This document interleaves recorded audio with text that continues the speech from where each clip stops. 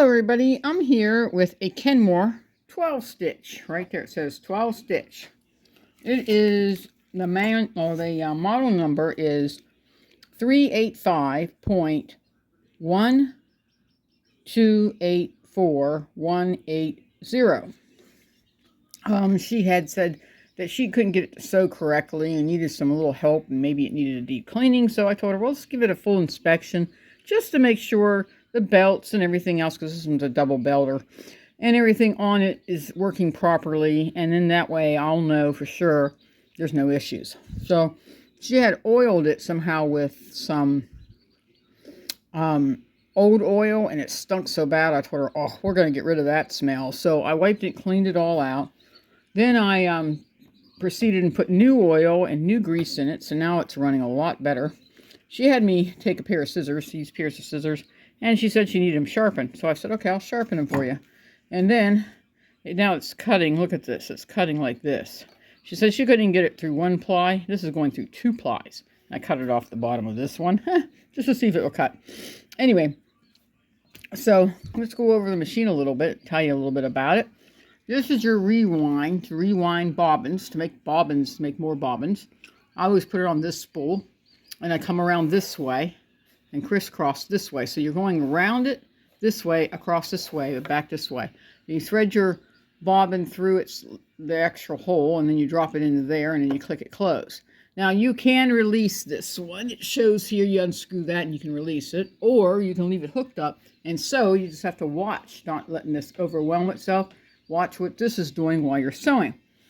Then you know, sometimes they click off, sometimes they don't. So if you get it full enough, you can go ahead and click it off, okay? Then you pull this out, and it goes to the bottom feed right here. This is just a table. It's not a compartment or anything. And this is the bottom feed, and then you put it in here in your bottom feed, string it through and all that. And that's your bottom feed, okay? Nice and clean, like I always keep it clean. And then you want to put this back on. Now, when people take this off, a lot of people ask me, why do you take this off?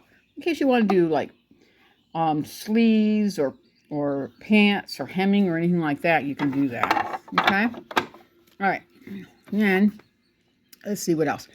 When you want to thread it, you want to thread it from the back, since this is an older thread. Now, newer ones you don't have to, but I always like to throw it from the back, so in case you forget, and you don't want to forget, so it's always from the back. So the back, and then you hook it through this little hook up here, down this way. Make sure your foot is in the highest position, so it receives a tension, so that opens up for the tension. And it will slide down through there, because that's where the symbols are at, and it's all nice and open. Go this way.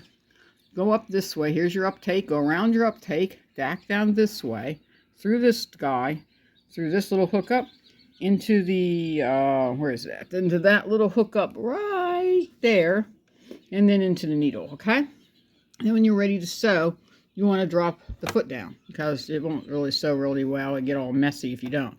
This is your stitch selector, so you can select all these different stitches.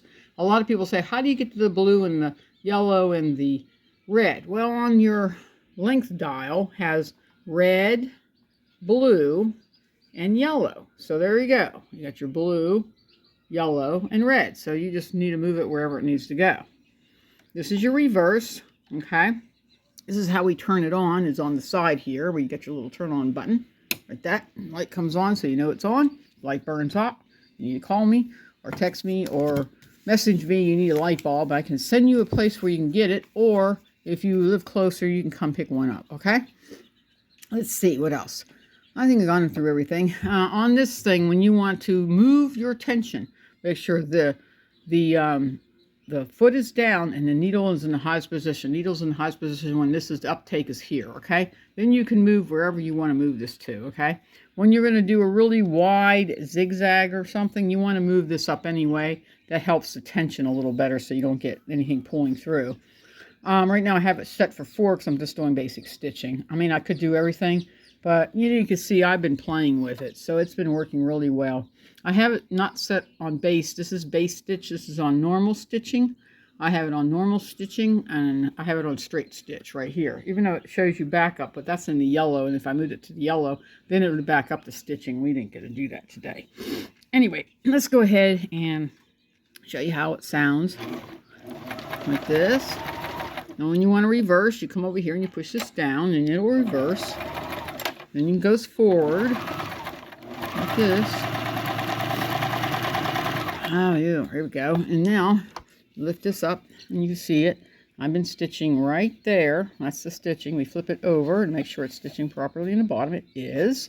So now it's ready for her to come pick this machine up, what she said she's picking up tomorrow. So, and that's when I'll probably put it to the public so everybody can see it, because I'm going to make it private for her so she can see her video, and I can share the link, and then she can come and look at her video before the commercials be put on. And when I put it out to the public for you guys to watch, then you guys will see the outcome there. That's good. I'll leave it like that. Okay.